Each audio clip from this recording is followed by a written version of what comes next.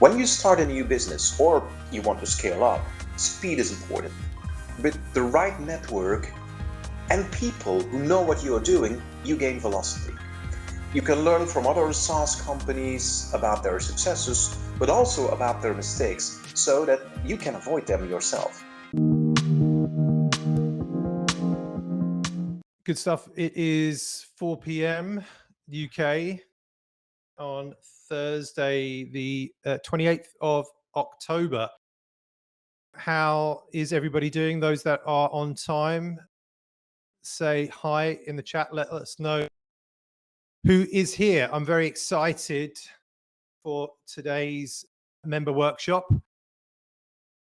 This has been one that is being requested on demand by some of our members, and it's great actually that you think you know everybody in SaaS, but you don't always. And I get to discover some amazing people that are creating a lot of value, within our industry through our members. So we appreciate that. So I've been listening to our guest today's podcast and learning a lot myself.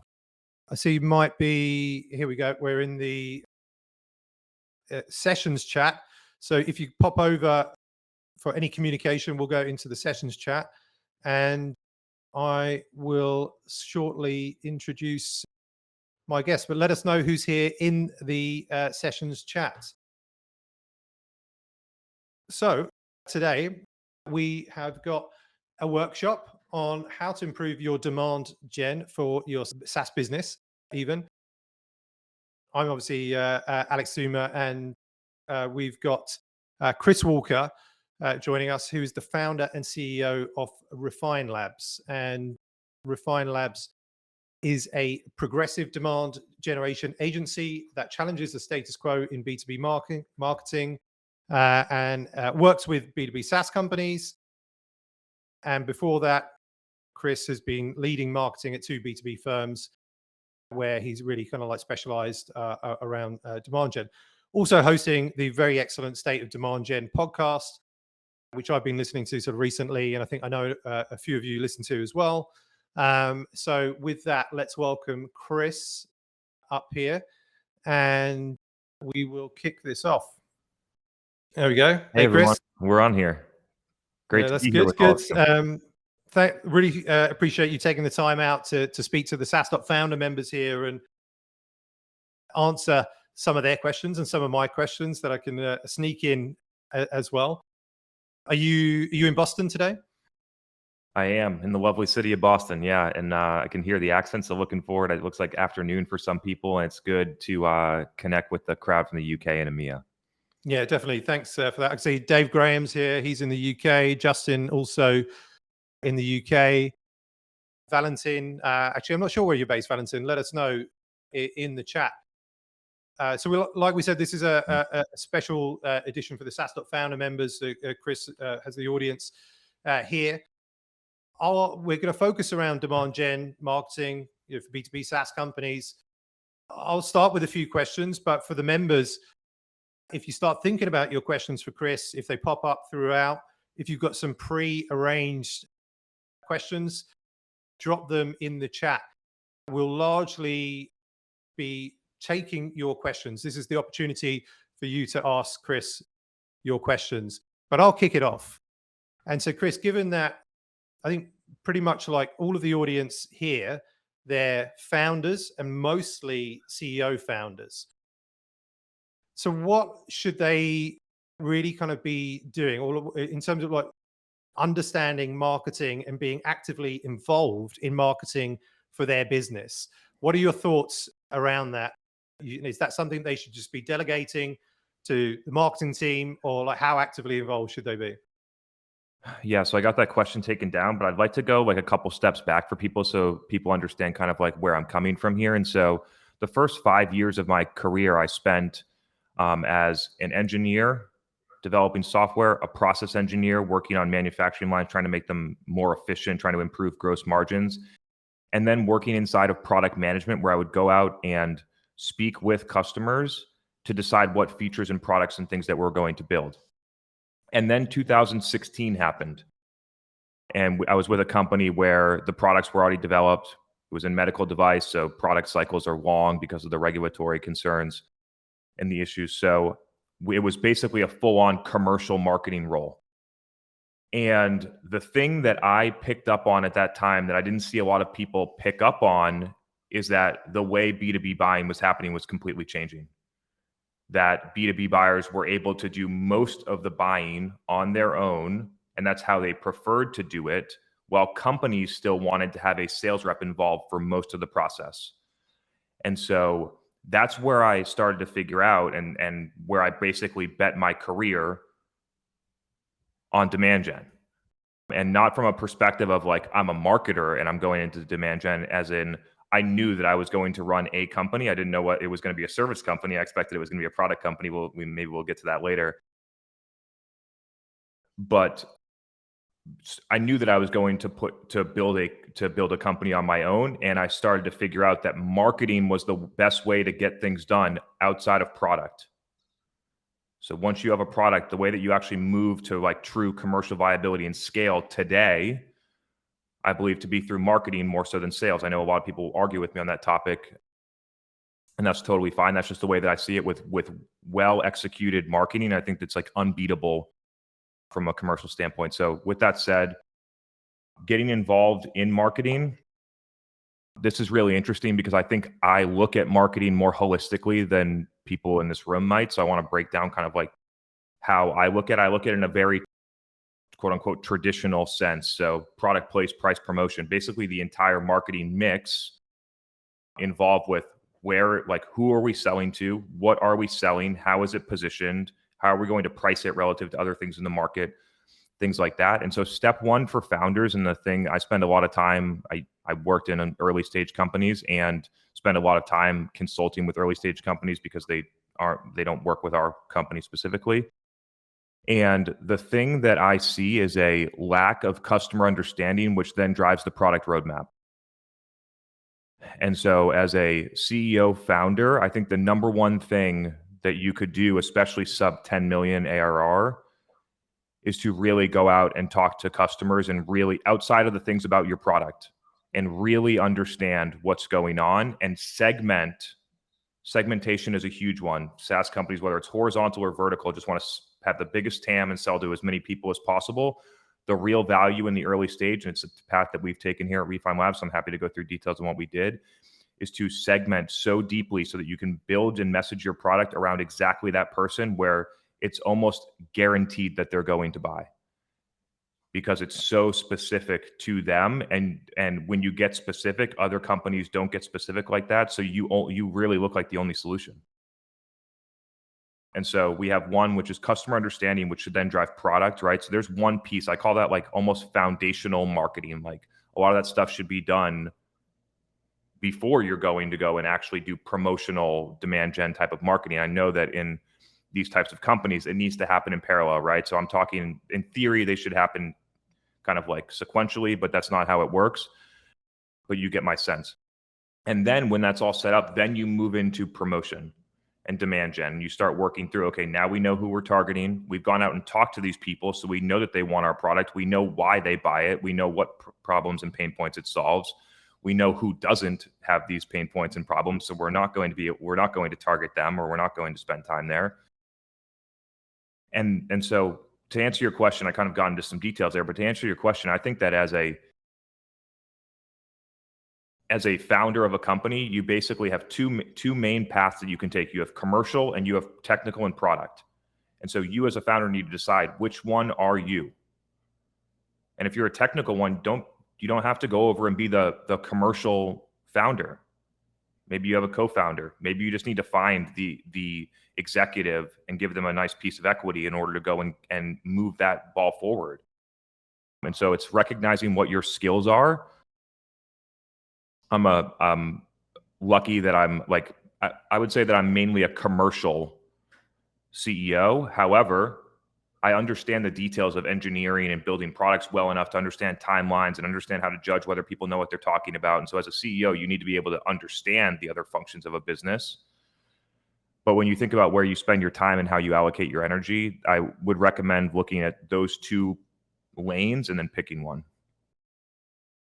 Thanks for sharing that. And understanding from what I've learned about your journey with Refine Labs, right? I believe the business is a couple of years old and you've grown it pretty quickly, and your marketing is focused mainly on podcast and LinkedIn. And that's it. I mean, when I'm dumbing it down, and feel free to kind of like correct me, but really kind of these two channels. Can you tell us a little bit more about that and why you picked those particular channels? And obviously, I guess kind of like with the SaaS companies, it's probably different in each cases. But what we could learn from that for those that are here. Yeah. So I think some of the things that people don't see that happen in the background at my company is that the way that we think about marketing and the way that we execute marketing and the way that we communicate and execute is completely different than how people do it right now. And so that's a subtle thing. Like, it's our product is highly differentiated, in which case we don't even believe that we have competitors, right? People will perceive that there are alternatives, but when you actually go and look at what's happening, we don't have any competitors. And so that's a key nuance that a lot of people don't recognize. From there, you have why we chose LinkedIn and podcast. It was really LinkedIn first. And the reason is because there are times inside of social networks where you have enormous opportunity. And it was very clear in 2019 that there were a lot of people spending time on LinkedIn and not a lot of people were publishing content there. And I started to create content in two places for my business, in Instagram and in LinkedIn. And within a 2-3 month period of time, it was very clear, forget spending time on Instagram, low organic reach, mature platform, and move to all LinkedIn. And that's what we did. And have been committed to that channel for a very long period of time. In which case in 2019, I could put a post out on a Saturday morning and I knew that 1 million people would see it. And you've been doing daily posting since then, right? I've been doing almost daily, right? At the moment, my cadence is 4 or 5 times a week. So it's not every day, but for the first year, it was basically every single day. And from that, LinkedIn, podcast, obviously other things, you've been able to kind of grow the business. You got how many customers sort of right now? Yeah, there's one point on there that I want to make for people. The key is knowing which channels are the best to use right now, not the ones that HubSpot used 15 years ago to build their company, or the tactics that Salesforce used to get to 50 or 100 million ARR in 2005 or whatever growth path they were on. It's about what's working right now the best, which requires you to not look at what other people have done and to actually be masterful in the details of what's happening right now with your customers. So that's another thing that you're going to get if you go out and do the customer research. Everything that I'm going to talk about revolves back to understanding your customers well so you can develop products, message, and market in the right places. And so when you understand people well, your customers, they're going to tell you, hey, I spend time in this community. What are we in again? SaaStock, in this community. I also spend time looking at LinkedIn, and I go to these types of events and I do this.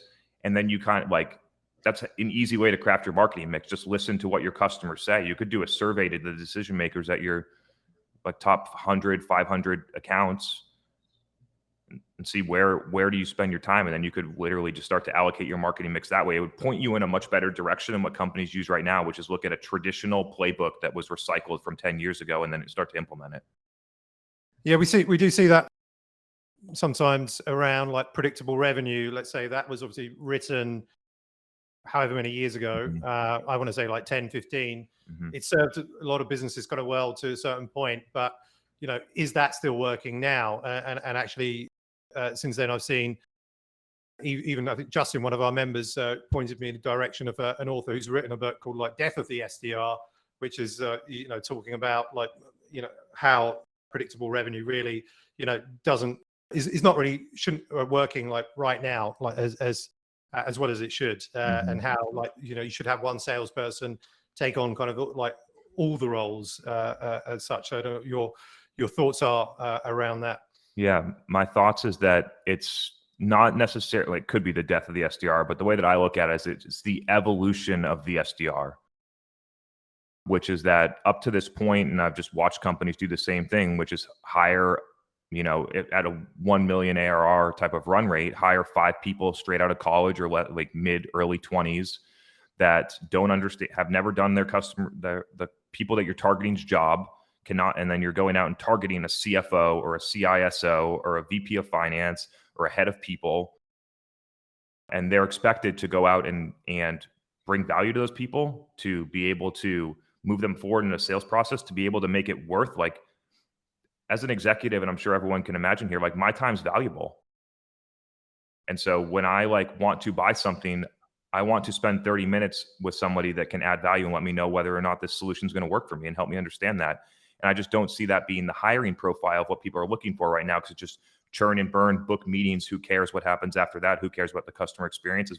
And people don't say that directly, but that's how I feel as a consumer that goes through a lot of those sales processes. And so I've moved to, and it's a really holistic go-to-market change when people do this, which is that a lot of the work needs to be shifted from what used to be sales to now into marketing, because of how buyers want to buy and the access of information. And so we need marketing to take control of way more of the journey than getting someone to download an ebook so sales teams can chase them around. We need marketing to move buying processes at scale so that buyers are coming to your website or calling you or however they want to get in touch with you and saying, I'd love to talk to one of your sales reps about buying this stuff right now. Can I book a meeting now? So instead of us cold calling people saying, hey, could you have a meeting with us? Here's a $200 gift card. Here's this. Can we have a meeting? What do you need to do in marketing to educate people so that they come and ask you for the meeting? And then when they ask you for the meeting, you win those meetings. I don't know, like right now, from first call to close one, we win them at 12%. Actually, no, that's raw conversions. From first meeting to close one, we win them at 36%.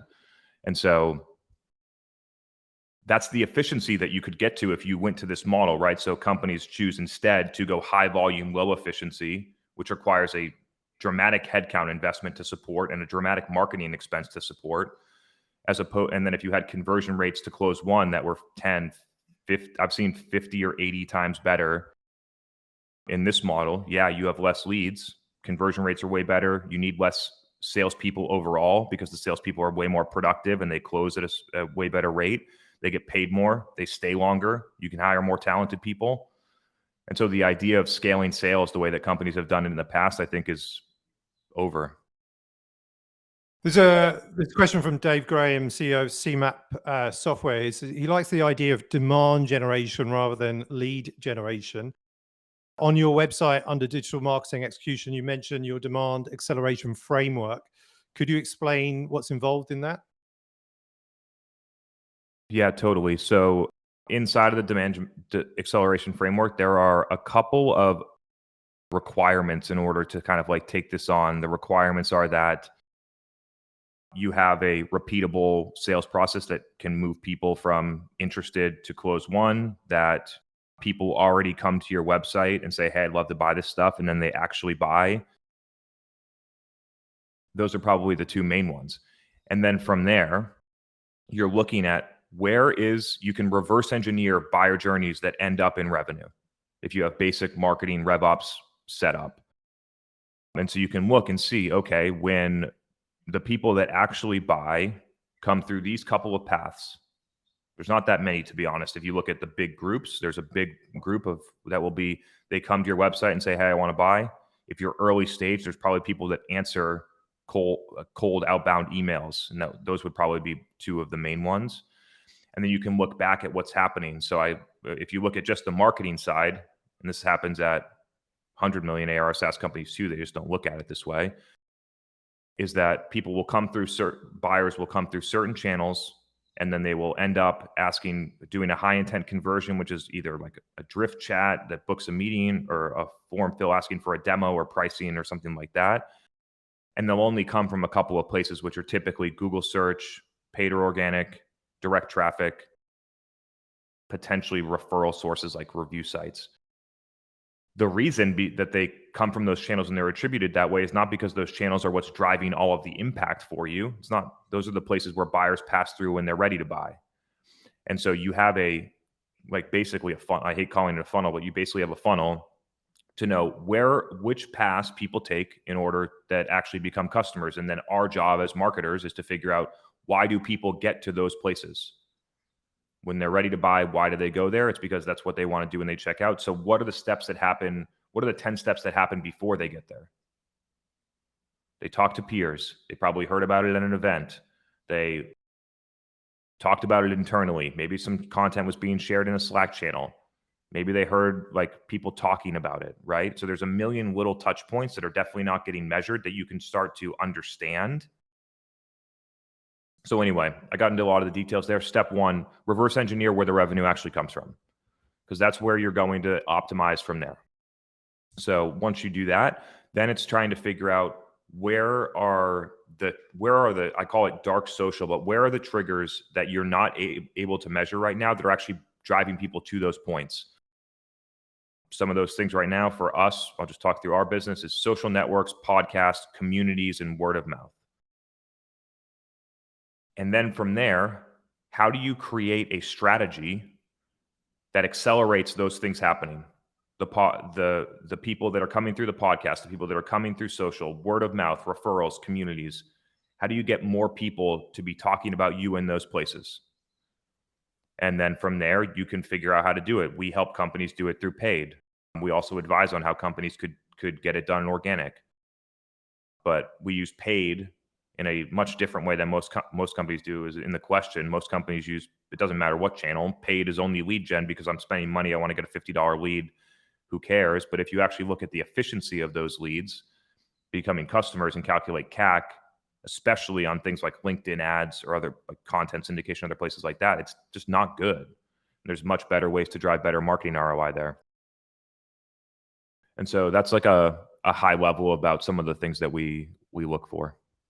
And you mentioned dark social there. So I think, I don't know if you coined the term. I certainly hadn't heard about it before I heard you speak about it. But again, you sort of touched on it, but maybe for the members and for those that are listening, just to a few more insights. So this is like having a podcast, getting engaged with communities, trying to be speaking at conferences, things like that. This is what you classify as dark social? Yeah. So I won't pretend to take credit for this, although I think that our definition is much stronger. So this has been something that's been going around since the early 2010s, but it was only focused on direct messages inside of social. And I think that this continues to evolve into a place where it's significantly more robust than that. And I can go through it. So the reality of the situation right now is that B2B buyers trust their peers more than anybody else. They always have, but now they have direct access to all of them through things like communities, social networks, other things like that. If you remember yourself as a B2B professional 5 years ago, you'll remember that you didn't spend this much time with your peers like you do right now, not even close. I didn't know that many other B2B marketers that I could go reach out to and say, hey, what are you using for tech for this? How are you solving this problem? I didn't even know how to find people like that. And so there's been a major shift in where people get information because of this fact. Before, they would go to search and they would search in Google. Now they go and ask people. They still make the search, but they do it in a different way in a community or a social network or things like that, where they get 20 answers from people that they trust. And so dark social is purely defined dark, meaning that there's attribution is not tracking it and it's not creating intent data out of it. Social, meaning it's all driven through word of mouth that's being scaled through the internet. And so places that would happen, communities, so Revenue Collective, Dave Gerhardt's Facebook group, the like Peak community, any of those things. Social networks like LinkedIn or Instagram, content platforms like YouTube or Spotify or others, events and meetups like this one, or the CMO meetup for private equity or VC firms, or any of the other ones that happen like this, where I could shout out 10 tech tools right now and there's no tracking around that. It would probably drive a big impact for whatever business I shouted out, but that wouldn't be tracked. And then there's direct word of mouth, which can come in a ton of different ways. Direct messages on social, Slack Slack conversations, text, phone calls, Zooms, any of the other ways that you can communicate directly with your peers. And then the final one would be internal Slack communication, where an example of that is that I know that when I post on LinkedIn, somewhere between 20, depending on how the post does and how it's received, somewhere between 20 and 100 times that post will get shared inside of internal company Slack channels with teams, which means that somebody from this company, it could be a CMO that's giving it to their team, it could be a marketing manager that's giving it to the executives, takes my content and puts it and gives it directly to every decision maker inside of the company.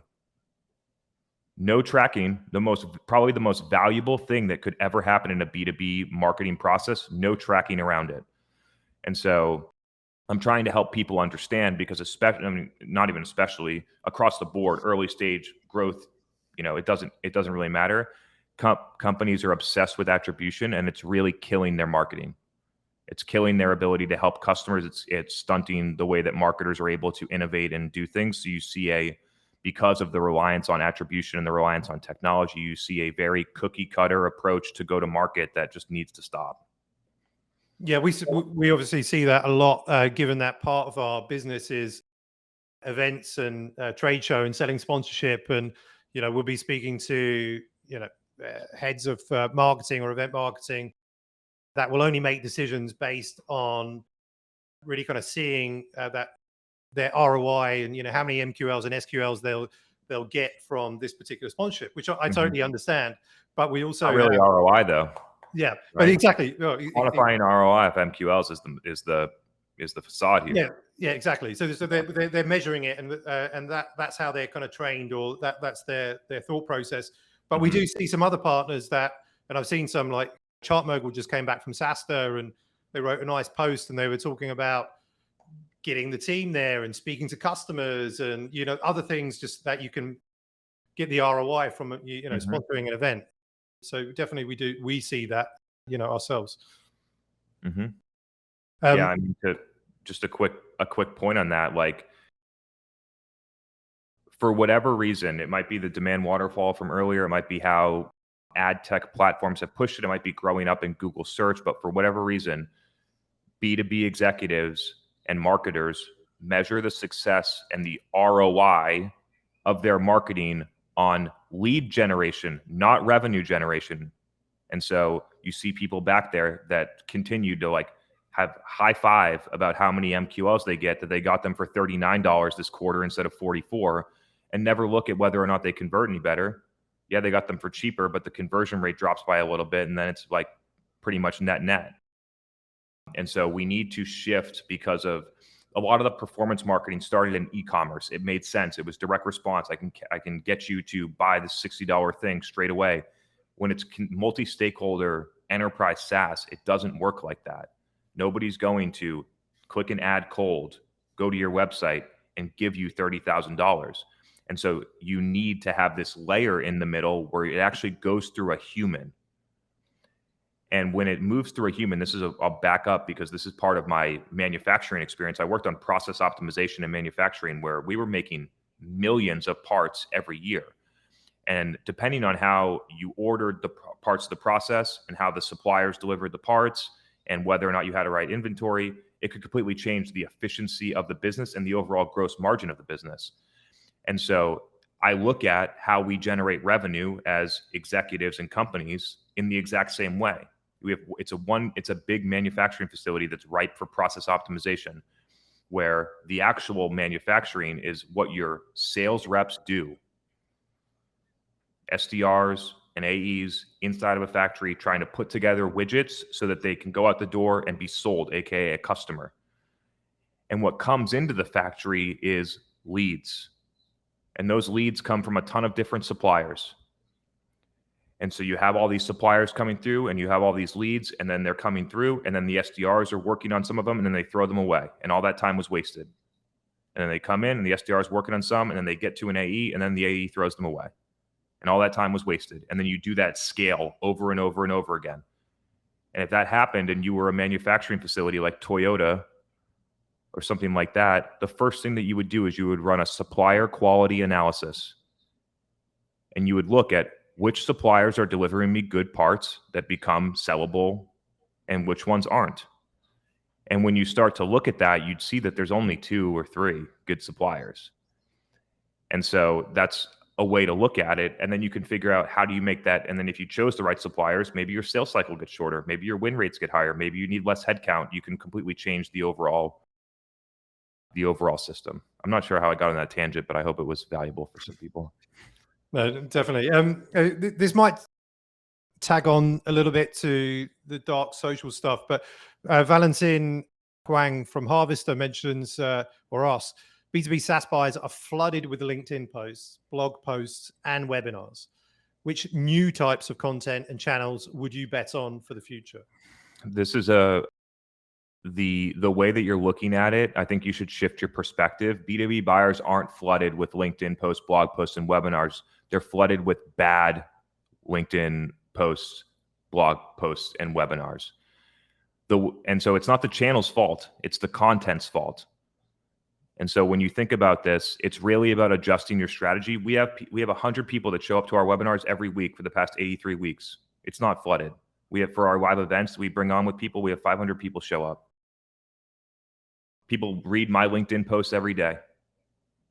I'm not a big blogger because I just think there's better ways to spend my time. But if we wrote blogs, I'm sure people would read them.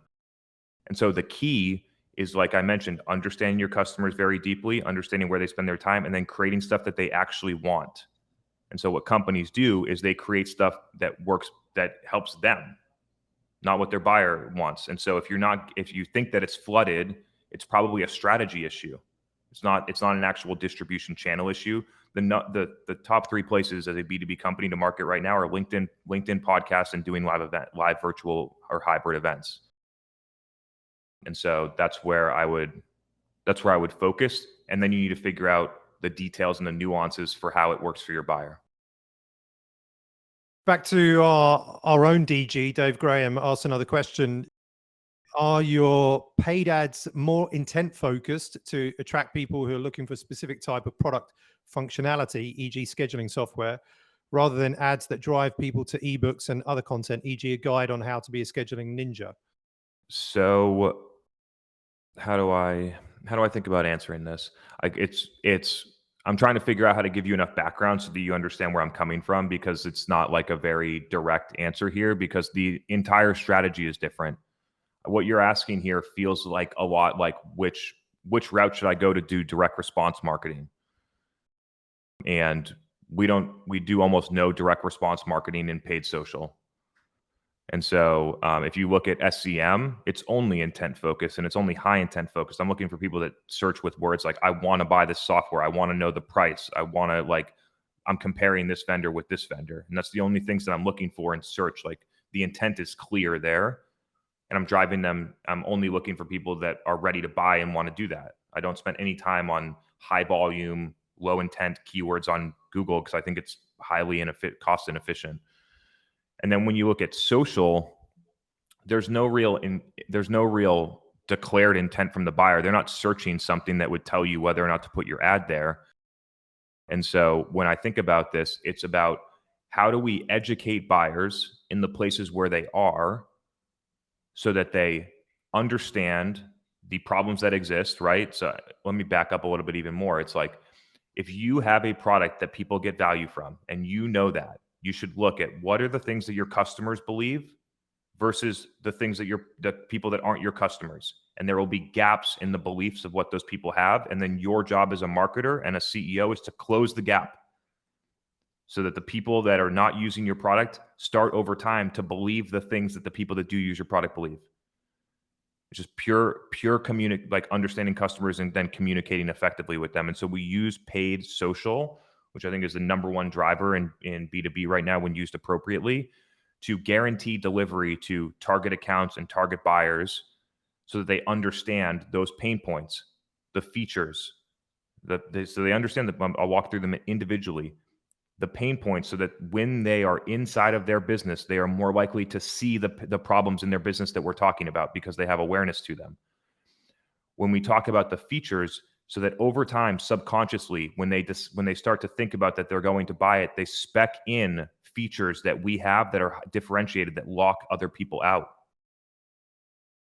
We can basically market the category from there. And when you market the category, you're viewed as the category leader. And so, for instance, for us right now, like we're just telling people that there's a new way to do demand gen, and they should think about hopping on and hear all the details why. And you can go and check the data inside of your business, and you'll see the same things that we see. And then if they get on board that there's a change that they want to make, we're the only option. Hopefully that answers to your question, Dave. And Justin, who I know is a big fan of yours, Chris, Justin Halfpenny, CEO at Quantify. He asks, for a podcast or other content, does Chris think it's better to concentrate on tactical, i.e. detailed advice, or education, rather than high-level conversations, articles at the strategy level? The answer is both here, right? Like I'm a perfect example here. I go in the details and talk about like how to bid on Facebook ads, right? And then I'm way up talking about go-to-market strategy and why a CRO should think about doing things differently. The blend is both. I think that companies try and they don't market to a department, they market to an executive. And so their content strategy gets driven around that, right? And what I've learned is that the manager level employees that try some of the things that I'm talking about and then have success with them and then communicate the value and the success of what they've already done on their own based on my content to the CMO, that's a great lead in for the CMO to come and talk to us. And so we, like other companies I see are like, oh, it's a manager level employee, I would never want to talk to them. I just think it's the complete wrong way of looking at it. So from a podcast standpoint, the answer is both, most likely. Thanks.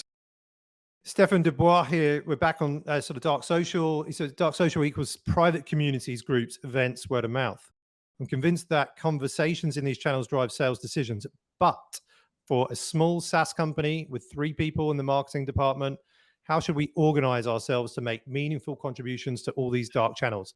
This feels like a lot of manual work. I'm laughing because of the comment on a lot of manual work, right? Because everyone just wants to automate everything. They want to just push a button and have everything happen and have the revenue come in and everything's going good, which is, I think, what has led to a lot of non-customer centric marketing and sales is the reliance on automation and the lack of like human touch, I guess. And so the short answer is that you shouldn't pick all of them. You should pick one. So initially for us, I picked LinkedIn. We didn't market on any other channel besides LinkedIn for the first almost 12 months that we were in business. And it was just, at that point, we had 1 employee. It was me. And then 12 months later, we had 4 total employees when we started, or maybe 5 when we started a podcast. But that first wave was it was me on LinkedIn with nobody else. So if you got 3 employees and you don't have enough funding to hire people, and you got to figure out something that when you don't have money to run ads, and you might have 1 salesperson, or maybe you are the person that's doing both marketing and sales, it's deciding how do you want to allocate that time for the biggest impact. And I think that understanding buyers and creating content on places that have high organic reach is the best way to do it. So pick one. It's most likely LinkedIn, but I could be wrong. There could be a Facebook group or something, depending, like you're selling to real estate professionals or something like that. A Facebook group would probably be a better place to be. But yeah, don't try and do all of them. When I talk about dark social, and this is something that I don't think I've clarified well enough and I don't talk about enough, is that it's not necessarily about being in all of the communities and then using the community as a way to post content or to engage or to see what's happening even. Like I don't do that, but what I know is I know that it's happening. And I know that when I produce content, I know that people will go into communities and share it or talk about it or ask if someone's used my company before. And so it's not about necessarily being in the channel and using it. It's about being aware that that's how people make decisions now. So it ties into you're creating valuable content for free. People are consuming that content. getting value out of it, and then they're sharing it in these communities. But you're, as you said, you're not actively engaging in there and responding to people's posts within communities itself, because that feels like a lot of work. And we see people doing that as well. Yeah, I mean, I reply to as many comments as I can, which typically is probably between 50 and 100 responses a day. And I'm busy, so I know that people can do this. It's just whether or not you're committed and what else you spend your time on. I've been doing this for 2.5, 3 years. I'm positive that it's the best thing that a commercial CEO, as we look at the definitions I made earlier, a commercial CEO, it's the number one thing that you could do ever. Go look at the companies that are growing super fast: Gravy, Refine Labs, Gong, other companies that a lot of people know and like. It's because their CEO and other people on their team are active in these places. Yeah, it's interesting actually, because as you talk about it, sometimes, and certainly I speak for myself, you see these CEOs that are either, maybe they're on one channel, they're constantly on Twitter or they're constantly on LinkedIn.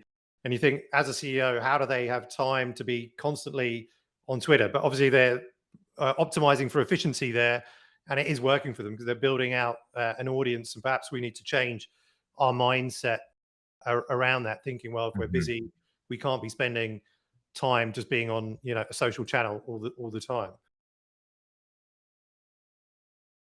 Yeah, like when I was getting ready to start trying to acquire customers, I think we had 2 customers that I got through referrals and my network. And then after that, it was, how are we going to get more customers? We can cold email people. I can spend my time cold calling people because I don't have any employees. It's just me. So I can cold call people. I can send emails. I could spend time on social networks. I could do, go door to door and knock on people's doors in Boston. all of these things I can do. What is the most effective use of my time to get a customer? And this is the way. It just feels really obvious to me. What are your thoughts? Stefan says makes sense, and thanks for that answer there. Around building brand, and is this really tied into everything that you've been saying, like from the dark social stuff, or you're creating the content value? Because my question was going to be about, like, when do you start building brand? How do you go about it? What sort of things could early stage SaaS founders be doing to build the brand of their company? I think that you need to market the movement. So a lot of people call it a category. I think that movement is a good way to look at it too. That's what you're marketing, not the company. And so if you look at our behavior, we're marketing about where, it's funny, we're marketing about where the world of marketing is going. And then people have a clear choice. They either see the world the same way and they're going to get on because we're the one that's talking about it and we're the one that's actually focused on helping people move forward there, or they're not. And so as early as possible is the answer, because then when people start moving across the movement, you basically have an audience of people that believe in the same things as you do, that align with the value proposition of your product. And so it's tough. I'm trying to change the terminology around brand, because I think that people have used brand as a way to not, like, marketers have used brand as a way to not be accountable to driving results. I think that people have a bad stigma about it because it's perceived as not driving ROI. And so, and the real reason that people will join you on that journey is because they believe in the same things that you believe, not because of your logo or your tone or things like that. We got another question from Justin Halfpenny there. So in the new demand gen world, is there still a place for super focused ABM outreach, especially in the early stages where you have no network and case studies? Certainly you can go that direction. The easiest way to say this is there's a lot of ways to win, right? Like I've paved one path that I think has the most the drivers to create the most sustainable, fast-growing, long-term business if executed appropriately, and I truly believe that, and I think that I'm demonstrating that as we continue to accelerate growth here. But there's a lot of ways to win. There's plenty of companies that are out there with 12 salespeople, no marketers, cold calling people, growing and raising enough money to keep going. So when you think about like, where is there a place? Is there a place for this? It's probably yes. It's just about what percentage of it, of your budget and time, go to that as an organization. Is it 90? Is it 10? It's somewhere in the middle. And then trying to work through that, right? So for our company at the moment, there's probably around 10,000 companies that we could sell to. And at 10,000 companies, I don't think that we need a named account or super focused ABM strategy, because we're just going to be like, it's weird. I'm trying to figure out how to explain this. If 12 months ago you said, write down the list of the logos that you're going to go out and acquire and make your list, 0 of the companies that are our customers right now would be on the list. And so I think companies do a super targeted focus and then don't get any of those customers, while they miss 99% of the market that they could have been marketing to if they had taken a different approach, and they would have gotten customers that way. So I think there's some type of blend, but I would be more heavy to, like I mentioned before, I'd be more heavy to marketing than that. You mentioned earlier that Refine Labs doesn't really have any competitors. A lot of our, I guess, kind of members and even like ourselves, so we have competitors, right? How much time do you think that we should be spending doing competitive research for, let's say, like a marketing perspective, if any, and or should we just be more focused on our own kind of strategies? What is your view on the benefits of competitive research and that market analysis? I find almost zero value in these activities. I'll tell you why, and I'll tell you a better way to do it. If you're analyzing your competitors, then by definition, you're behind them, because they've already done some research, sat in a boardroom, made decisions, started executing to a place where you could actually see it from the outside, which could have been 6, 12 more months of time where they've gone through that process to do that. And then you're going to try and like follow them from behind. The second thing is, who knows whether or not what they're doing is correct, right? And so the way, and I'll offer the alternative because I think this way is just 100% better, is if you talk to customers, they will tell you everything about what's missing in the market. They'll tell you about the prices and what they think about them of competitors. They'll tell you who they like, who they don't, why. And as you understand that, your customers will tell you exactly. So 3 years ago, or whenever I started the company 2.5 years ago, we had a bunch of competitors. We were some commodity marketing agency. And over the past 2.5 years, we've been able to, through deeply understanding what's going on in a specific target of business, create a product that doesn't have any competitors. And so that's the path. Maybe initially, because it's early and you have a base set of tech, that you do have competitors. There's probably bigger ones.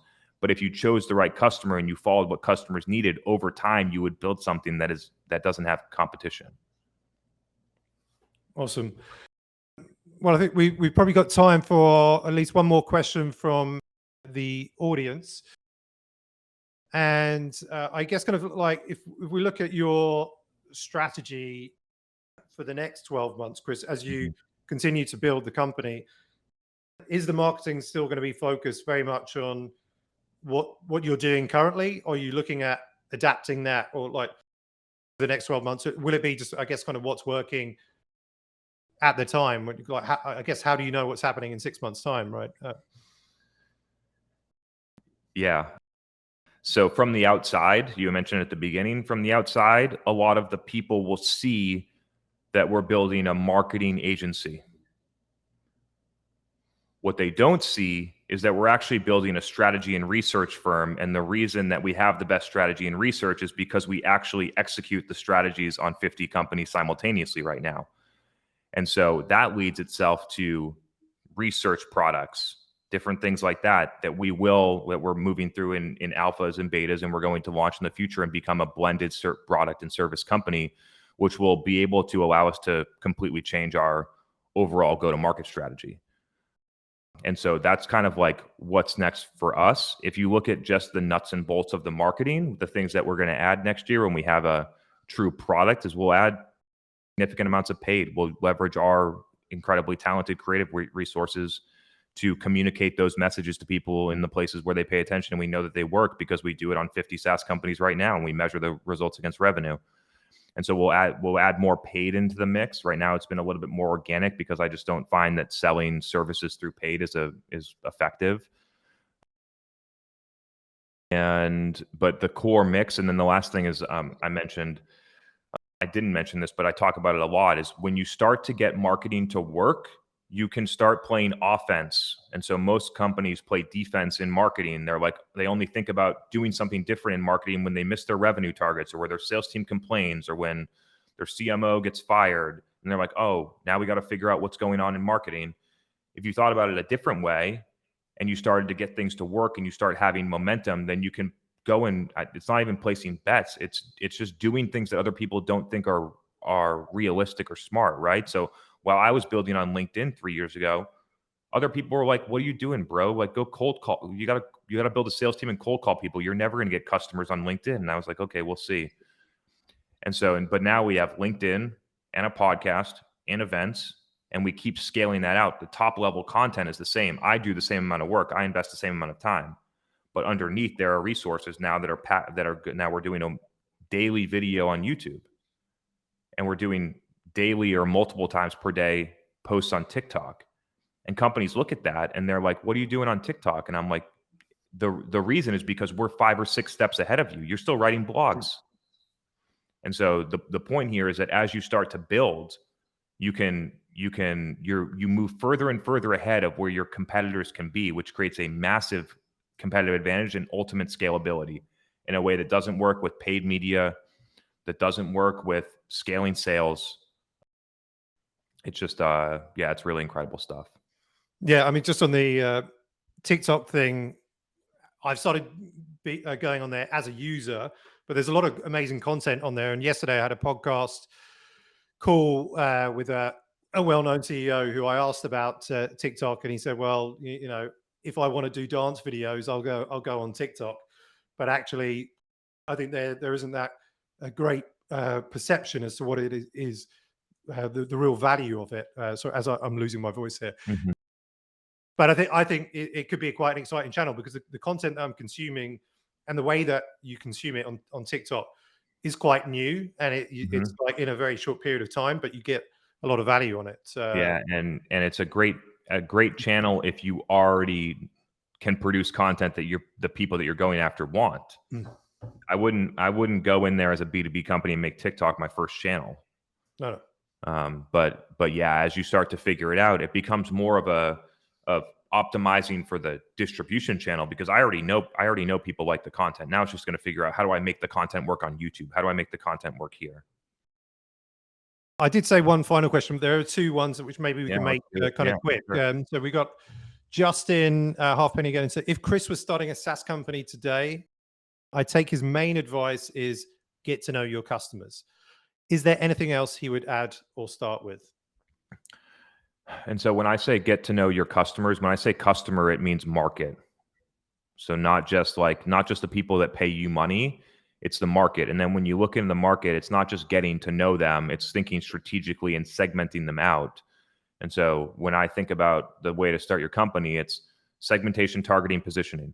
There's a bunch of people that we can go after, right? So people just pick, like, we're going to go after companies in financial services, more than 500 employees. But if you looked at that and you look deeper into it and you got to know people, you would understand that there's segmentation levels that aren't firmographic data about how many employees or what industry they're in or things like that are actually the drivers of whether or not people are good for your product.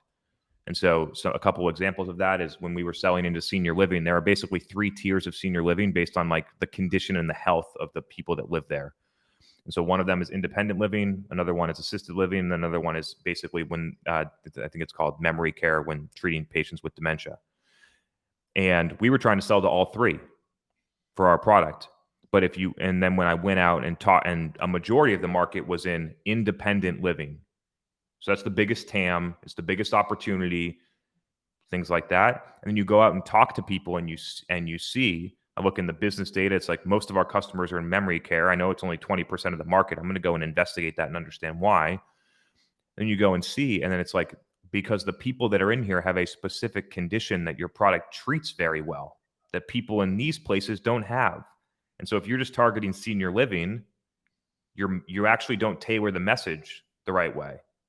You don't target the right people, and your sales team's going in the wrong direction. So the segmentation is the number one thing that I can communicate here, is to figure out who is your exact customer, not something surface level like employee size or industry. And then when you can really get in there, then you start to position and message differently too.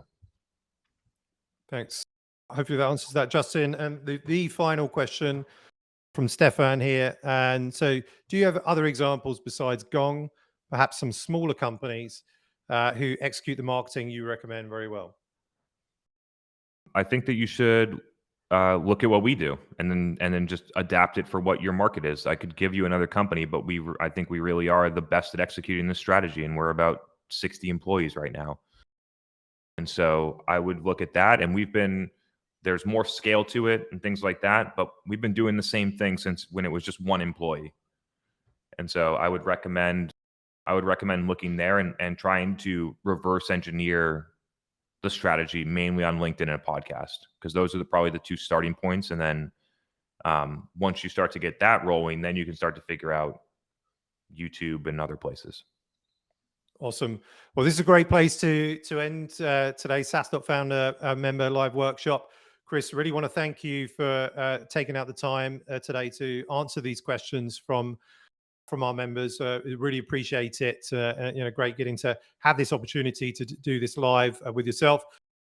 If everyone can make yourself known in the chat and thank Chris, that would be fantastic. And looking forward to listening to more content in the future, and hopefully getting you to the SaaStock conferences next year, maybe both virtual and in Dublin as well. Would be great. Cool. Yeah, that'd be great. Thanks everyone. I appreciate the questions. Great to see you here.